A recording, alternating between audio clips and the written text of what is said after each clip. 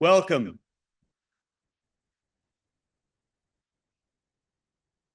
Defenseless under the night, our world in stupor lies, yet dotted everywhere. Ironic points of light flash out wherever the just exchange their messages. May I, composed like them, of eros and of dust, beleaguered by the same negation and despair, show an affirming flame.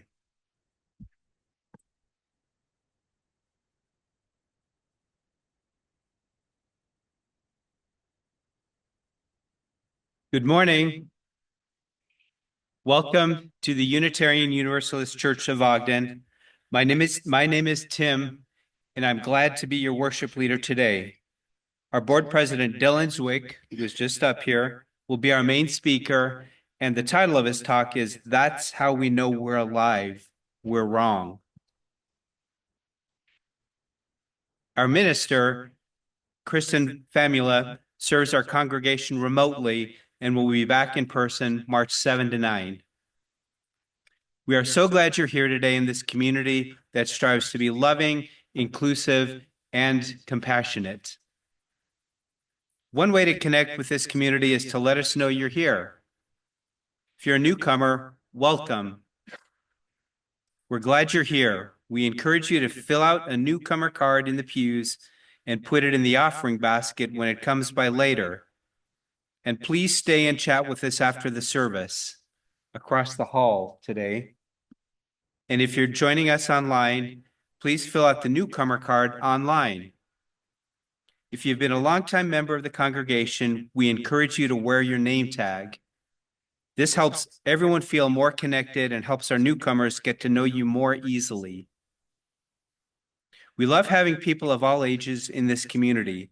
As you came in, we hope you saw the basket of activities for hands that like to stay busy.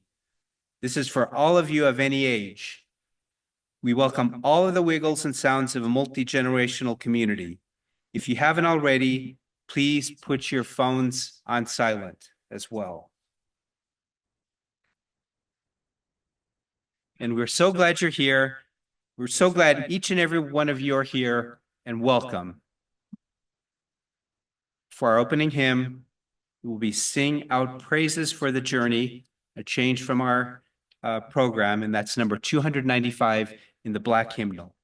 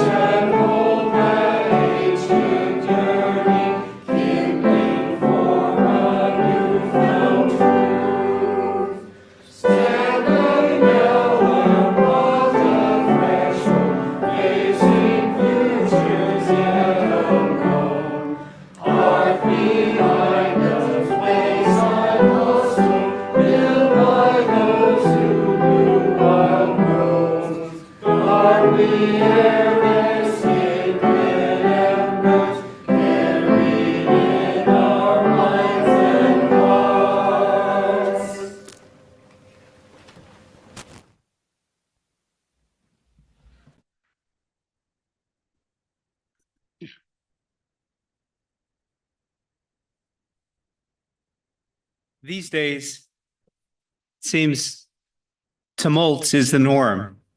Chaos is inevitable. The only certainty is uncertainty. That may sound rather bleak. My point, though, is that there are always a million things going on at once, a million possible outcomes. The main thing is that we somehow manage and keep on ticking. Before I go further, I have to say that living in a first world country, I have it well. I'm comfortable, generally speaking. I have food to eat, a roof over my head. I'm better off, I'd wager, than most in the world, even if I'm not a millionaire. That said, if you read the news, if you follow politics, it can seem like things are falling apart. Order is turning to disorder. What's going on in the world?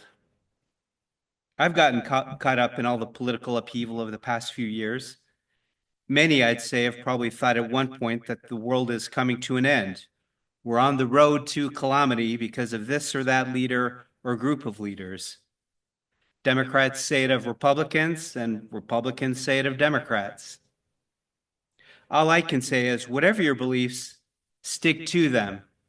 Do what you think is right within the bounds of the law, even if you think the others are going outside of it. Speak your mind. Not to minimize whatever angst or anger you may feel, though, I'd also suggest getting to know the other side, whatever it is. Try to, anyway. Deal with them directly. Go to their events. Be curious about what makes them tick. Don't be intimidated or put off or scared. You might find they're imbeciles. Maybe they think you're an imbecile. Maybe you find they're regular people. Maybe you come to a different understanding on an issue, or at least see it another way. Maybe you're reinforced in your belief system. Whatever happens, the world probably won't come to an end, though things are undoubtedly getting tough, dangerous even for some. Moreover, you still have your voice. You can still speak out if you feel so motivated. At the very least, you probably should vent in some form or another so it doesn't fester inside, though steer clear of going ballistic. And remember, the pendulum typically never stops swinging. Politics typically never stop evolving or morphing, meaning things change, and you can have a hand in that change. Dylan?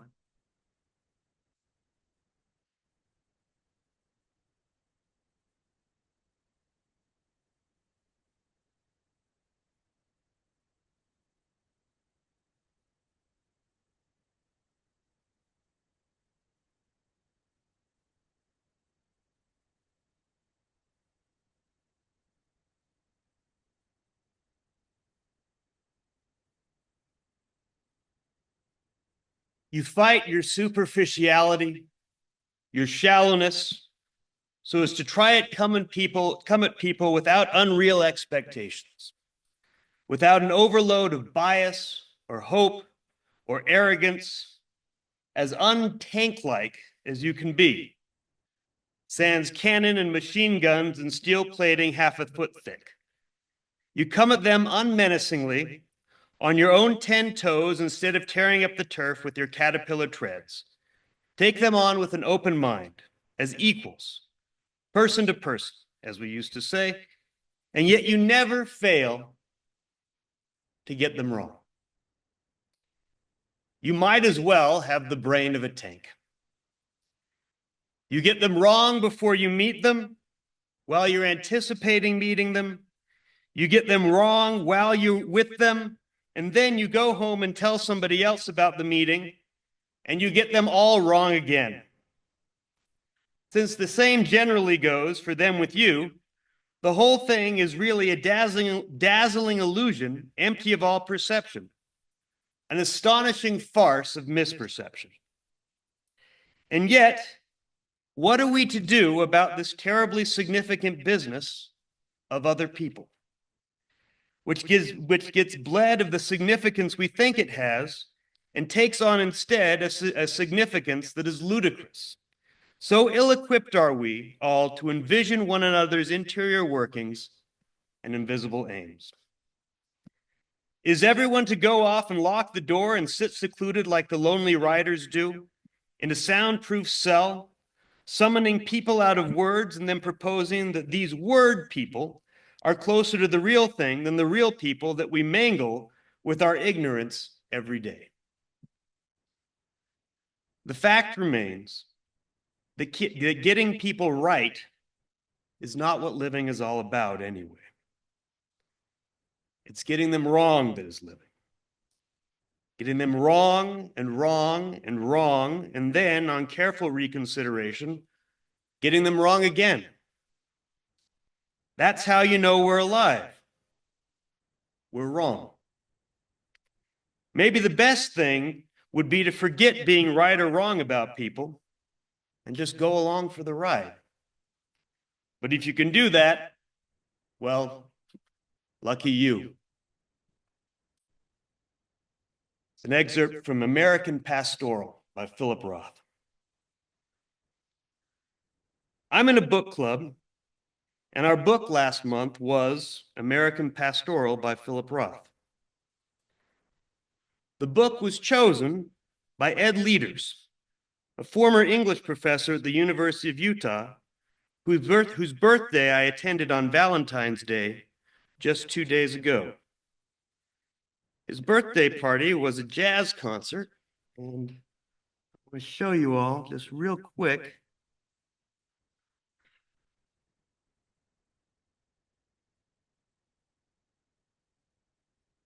an excerpt.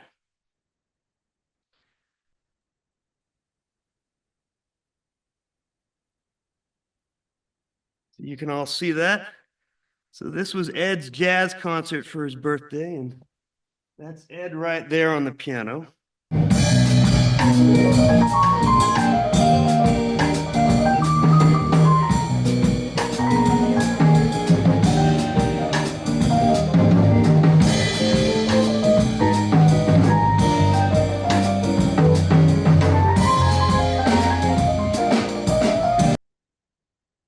Ed did a marvelous job leading our book discussion just last month. He used to have a house down in Torrey, Utah, and I spent a weekend there with him, my dad, and my brother about 7 years ago. He was a young 95 at the time, and when we got there, he insisted on turning on the pilot light for the water heater himself. After doing so, he was lying on the floor, and I asked if he wanted me to help him up. He told me no and said that he should do it. When he got up and assisted, he looked at me and said, "Something I learned when I was very young that I've had to relearn now that I'm very old is this: balance takes practice." The book Ed chose, Philip Roth's American Pastoral, was described by Stephen King as one of the 5 best novels I have ever read, maybe the best. It is muscular storytelling complemented by characters, especially Swede Lvov, who burn their way into one's memory. I agree. It's not an easy book or a book that makes you optimistic. It's a book that makes you think about the nature of luck, of fate, of love, and how we understand the world and those around us. It's a story from the perspective of a narrator, alter ego of the author, who goes to his high school reunion and is told about the life of his childhood idol, a man named Seymour Lvov, who is known as Swede Lvov and was once the pride of the community. The Swede was a Jewish boy who looked like a blonde-haired, blue-eyed Nordic model, thus the nickname. A high school champion athlete in 3 sports who went to run and expand his father's successful garment business, who married a Gentile former Miss New Jersey, and who bought a large house in the country for him and his wife to raise their beautiful, precocious daughter in the idyll of the American Pastoral. Happily ever after. The novel is a story about how this ideal world went to pieces and how the Swede, a person who in spite of his good fortune was a decent, loving, hardworking man, gets swept up and crushed by events outside of his control. Events both global and personal. How mistaken he was about the life he'd envisioned for the Swede is what prompts the narrator's reflection on the nature of being wrong that I read at the start of this talk. There's no way not to be wrong. It's how we know we're alive. We're wrong. For most of my life, while I was never a jingoistic backer of my country right or wrong, I considered myself a patriot. I broke the stereotype of college campus radicalization, in that I became more conservative as an undergraduate. When I left Stanford, I believed that while our country had its problems and its historic shames, it had overall done more good than harm within the world. I believed a capitalist economic system with reasonable constraints and safety nets was both more just and led to better outcomes than its alternative. I also believed that our politicians, even though those I didn't vote for, were fundamentally good people. In 2008, buoyed by the euphoric enthusiasm of Obama's election and his message of hope and change, I knew that some of my excitement was naive. But to the cynics, or perhaps they were the realists, my mantra was, I hope I'm right. I wasn't sure I was. In fact, I was almost positive I wasn't. But why not hope for the best? On election night of 2020, I wrote on Facebook, now the next week, and possibly the next few weeks or next few months, will be an absolute shit show. Trump will try to claim he's won, claim the election has been stolen, and will mount every legal fight he can to prevent a fair count. This, sadly, is also entirely expected. But the good thing is that, for now, we still live in a country in which I firmly believe we're better than our president. The last 4 years have been a crisis for my patriotism from which I doubt I will ever recover. Trump isn't just a disappointment, he's a violation. But we have a system that, I hope, is still healthy enough to survive.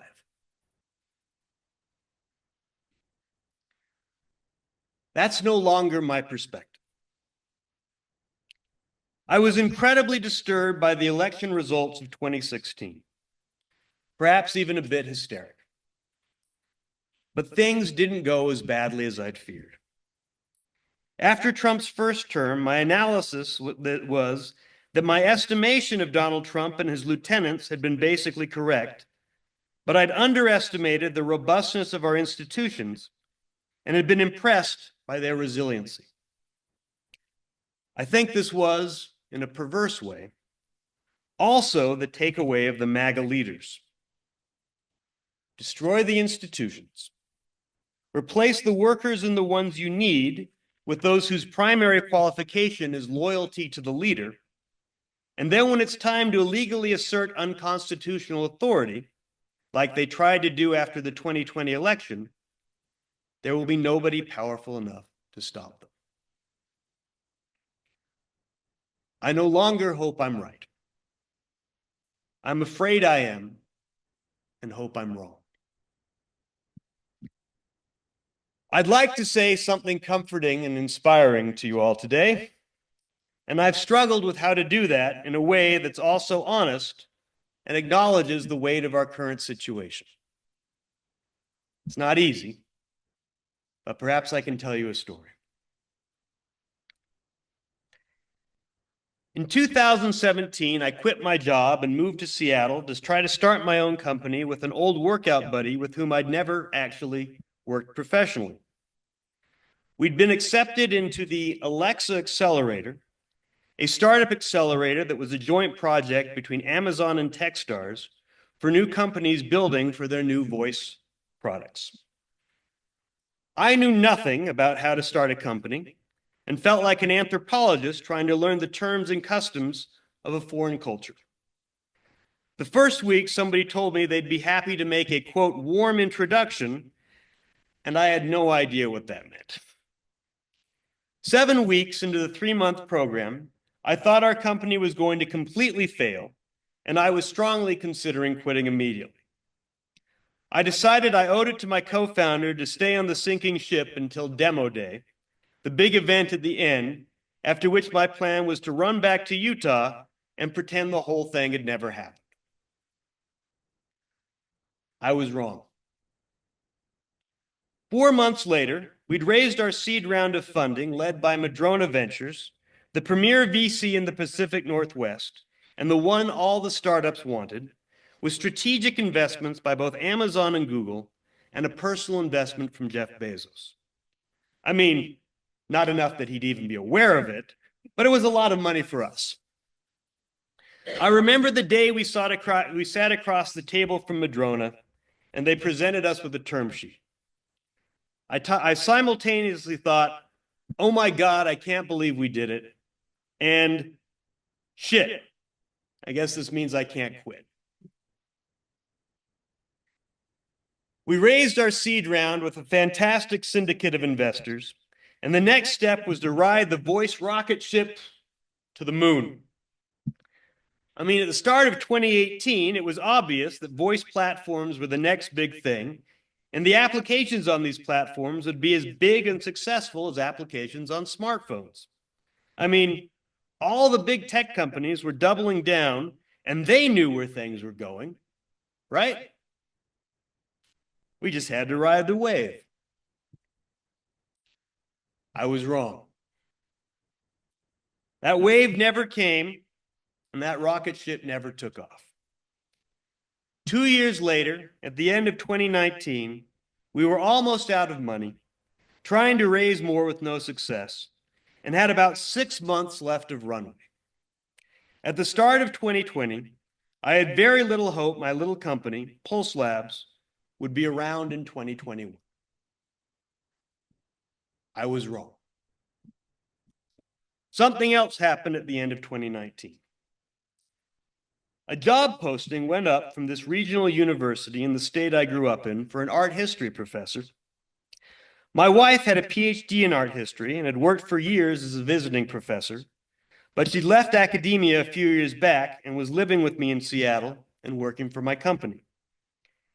Neither of us felt she'd be able to go back to academia, although I knew that's where her heart was.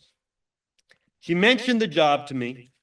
I read the description, and honestly, it was as if it had been written for her. Funny story. A couple months before, I was thinking about where we might live if we moved back to Utah, and I suggested we consider Ogden as a possibility. My wife told me she'd divorce me before she'd live here. She was wrong. So I got a new plan for my life. We'd work as hard as we could to get this job for her, move back to Utah, and I'd work for a while and see if maybe I could get a job in the Weber State Math Department. I worked harder on each stage of that job application than I've ever worked on any job for myself. She submitted a great application, had a wonderful phone interview, and we were prepping for her in-person visit when the entire world changed.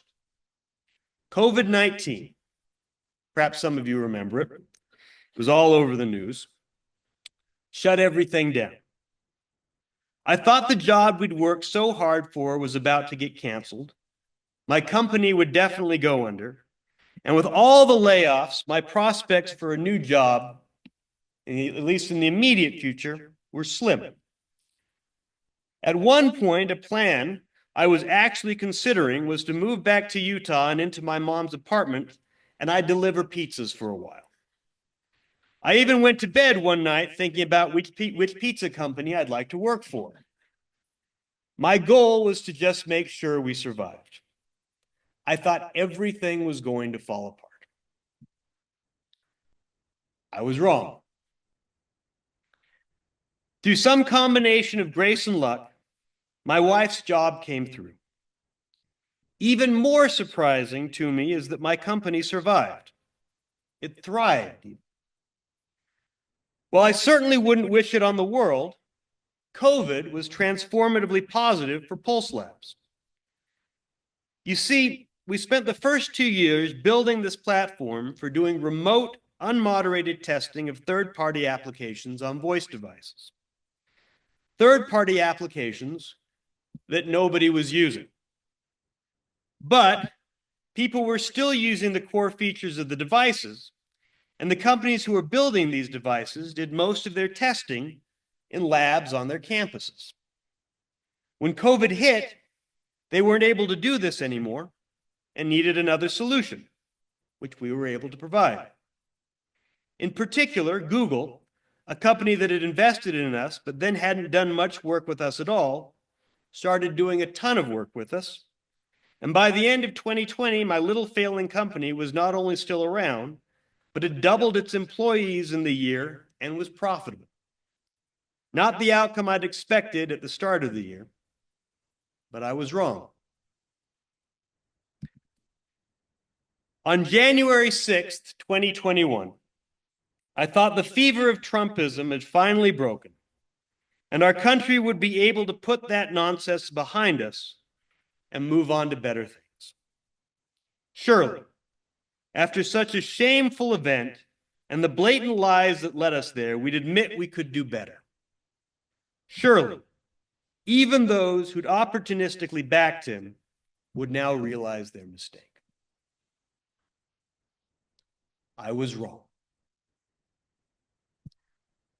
I thought the people of this country, my fellow Americans, would finally realize what an evil man and movement this was. I was wrong. That's how we know we're alive. We're wrong. In fact, there are those who say that being wrong is the most fundamental idea in the universe.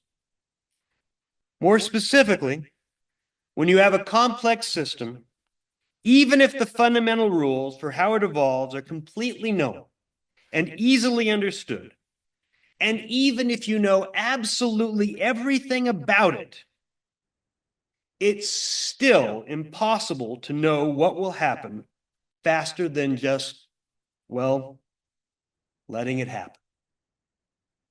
It's a concept known as computational irreducibility, and it doesn't even require randomness or incomplete knowledge. Even if you know everything, and everything about the future is determined, it's still not possible to look ahead. You can try, but you'll almost certainly be wrong.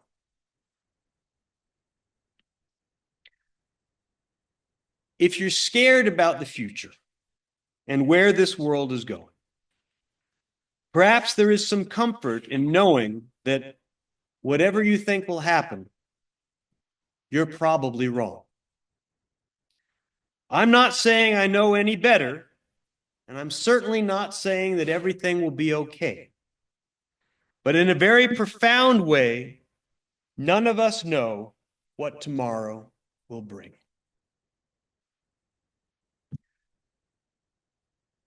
This isn't a call for complacency, but hopefully it's a way of avoiding despair. If things are okay right now and what you're worried about is where the future might go, know that whatever bleak and dark scenario you have in your mind is not certain, and that tomorrow could be better. In spite of all this arrogance, though, I'll still attempt to provide some thoughts I have on how we can get through this. First, there's real wisdom in Reinhold Niebuhr's prayer. God grant me the serenity to accept the things I cannot change, the courage to change the things I can, and the wisdom to know the difference. Our circle of concern extends far beyond our circle of influence, and will all do more good affecting what we can change than worrying about what we can't. Stay informed, but don't let the news overwhelm you. I speak from experience. You probably don't need the constant stimuli of each and every depressing and distressing development in our world. Most of it you can't affect. But my goodness, worrying about it can affect you. Second, try to live your values even in the little things. Costco's come out swinging in support of DEI. Make a point of shopping there. Don't go on X, the platform formerly known as Twitter, not the drug. If you need it, check out Blue Sky. From this day forward, never even consider buying a Tesla. Third, I feel a little bit strange saying this, but know your red lines and be prepared. Another great Philip Roth book is The Plot Against America, which was made into an HBO miniseries about 5 years ago. It's an alternative history about a fascist government coming to power in the United States from the perspective of a Jewish family in New Jersey. The father of that family maintains throughout his faith in the people and the laws of the United States, and his faith blinds him to what's actually going on. I remember watching it and my wife telling me, "That idiot right there, that's you. You would do that." Things might still get much worse than they are today, and we may reach a point at which traditional approaches are no longer workable. If so, have a plan for getting out, or if the time is right, for fighting in the street. Boy, I hope it doesn't come to that, and I don't think it will, but I could very well be wrong. Finally, as my friend Ed told me down in Torrey, balance takes practice. The chalice lighting words today were an excerpt from W.H. Auden's great poem, September 1st, 1939. A poem I've read before, and a poem written in response to Hitler's invasion of Poland and the realization that the world was about to go to war again. One verse begins, "Faces along the bar cling to their average day. The lights must never go out. The music must always play.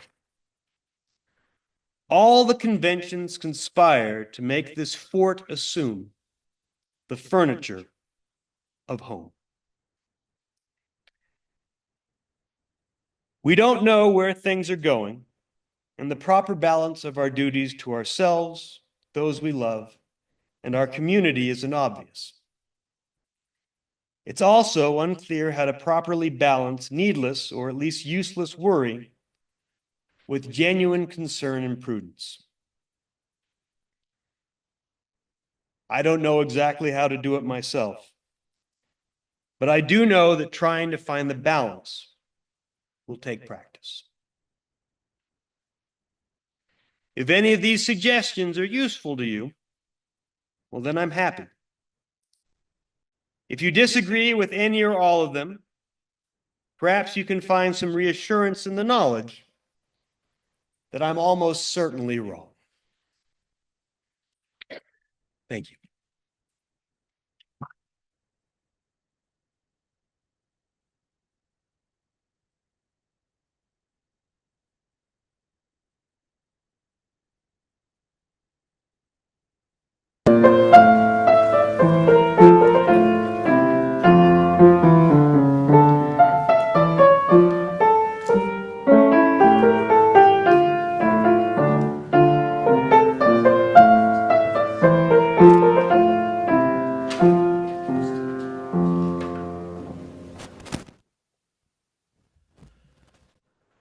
Our prayer is Seeking That Which Unites Us by Reverend Sarah Eileen Lawal. Spirit of life and love, in this time of uncertainty, of fear and angst, our nation holds its collective breath. In this time, when rhetoric blusters about and words are used as weapons, our nation clenches its fists, tightens its shoulders, eyes squeezed shut. Some are preparing for a fight. May we remember we are a people of resilience. We have faced uncertainty before. We have weathered storms. We have been consumed by flames. We have risen like the phoenix from the ashes. And we will again, we the people. May we remember our shared humanity, our universal kinship, our interdependence, as we unclench our fists and breathe together, breathing in love and breathing out peace. May we recognize the spark of the divine inside all of us, even those we are not quite sure about. In this time of uncertainty, we remember the good will go on as we work to move forward together.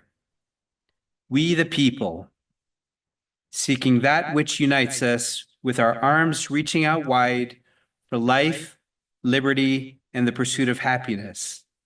May love prevail. In the name of all that is holy, we pray. Amen. Now take a brief moment of silence.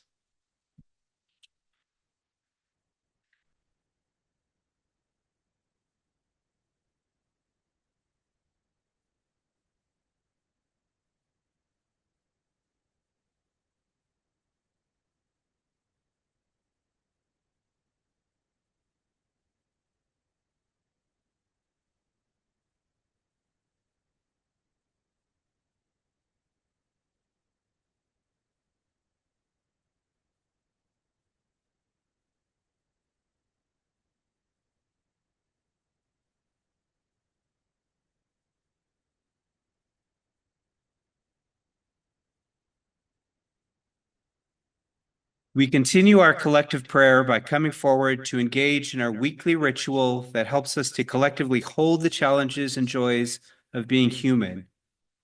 As you light a candle, let it hold your hopes, memories, and gratitudes for this beautiful, complicated world and for our lives. And as you drop a stone in our sacred gathering waters, may it be an opportunity to imagine those burdens and quests for forgiveness held in a community that will let the stone land with care and intention. Please come forward. Before we do, Mary Ann back there has put the hymnals. And when you come early before the service, whenever you come, look at the order of service and then mark the books where what we're gonna sing with those tags, and you can move them around each time. Please come forward.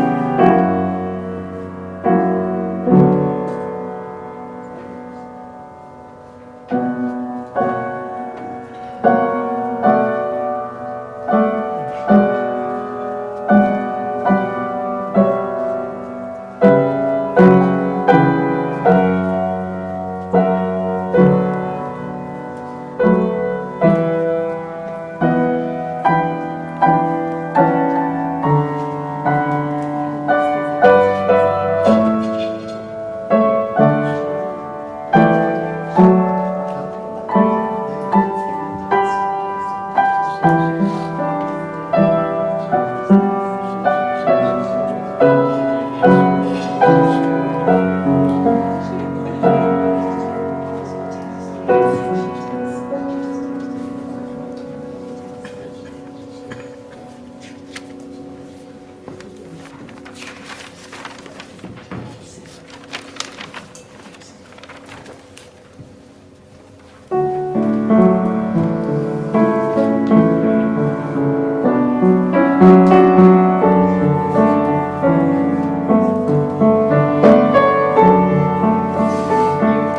is showing your years.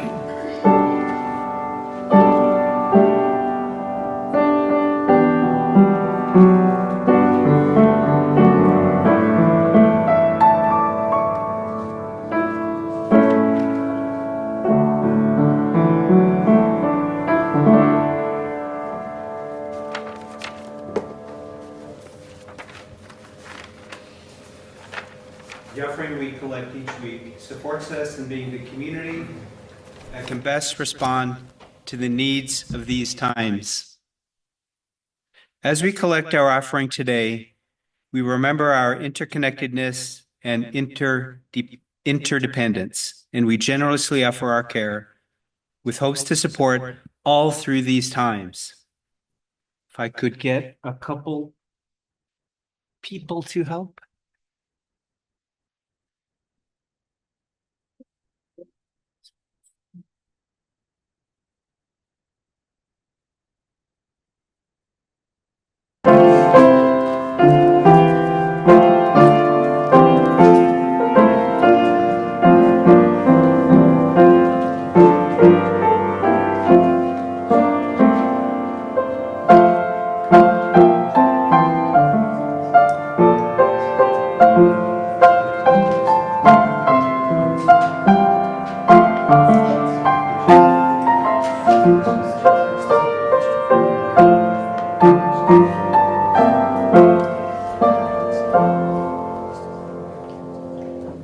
Please rise in body or spirit as we bless these offerings and the impact of this generosity in the days to come.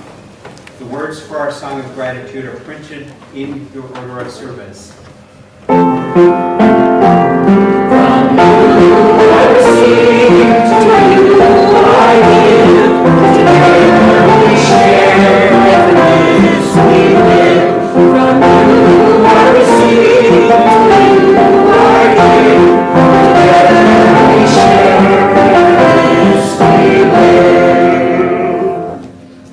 Your abundant generosity is part of modeling care and love.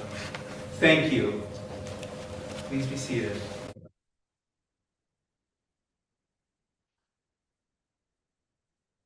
Our invitations. Kristen's ordination is coming up. Kristen, our minister. Her ordination is coming up on Saturday, March 15th in Albuquerque. We'll be broadcasting the ceremony on Zoom and hosting a watch party here in the sanctuary. And now, save the date, the launch of our UUCO museum. On March 9th, join us for a fun service led in person by Minister Kristen. Immediately following the service, we will all move over to the building across the street, I'm guessing over there, for a party and the launch of our short-term month-long museum. It showcases historical artifacts and fun surprises from our congregation's history. We'll have food, games, a photo booth, and other excitement for all ages. This will be a terrific gathering of community and a journey into our congregation's past. Contact Marianne in the back if you have any questions. And our coffee after the service today will be not over here, but over in the gym across the way. So we invite you all to join us for conversation after the service. Oh, I'm seeing a couple hands raised over here. Karen?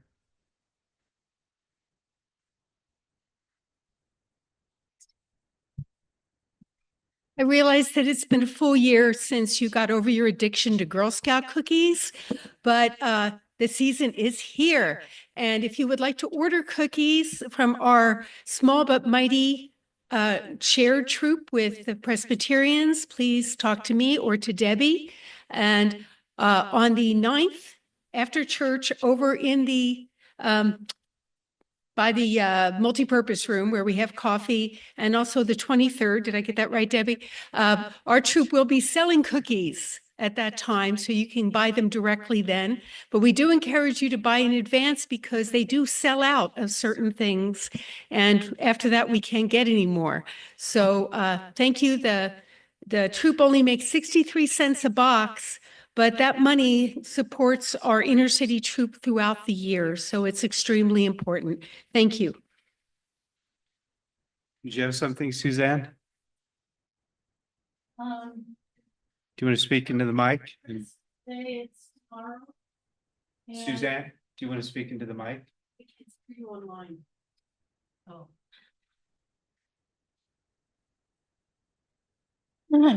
So President's Day is tomorrow, and there's going to be a huge anti-Trump rally in front of the Capitol building in Salt Lake City between 2 and 4. Now, if you go to the front runner, look at their schedule, their holiday schedule, I'll meet you down there in time to get to the rally. And it's a lot of fun on the train. I remember doing that with Carol Jennings and a bunch of other people. We all just happened to meet down there. I don't know when the train is leaving. It takes, I don't know, maybe an hour to walk from there to the Capitol building. And you just gather people as you go. I've been to a number of rallies, and this is going to be huge, and it will make an impact.